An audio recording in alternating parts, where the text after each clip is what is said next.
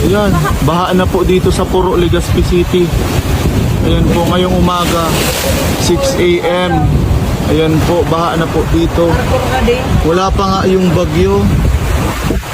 Ayan, lakas talaga ng alon.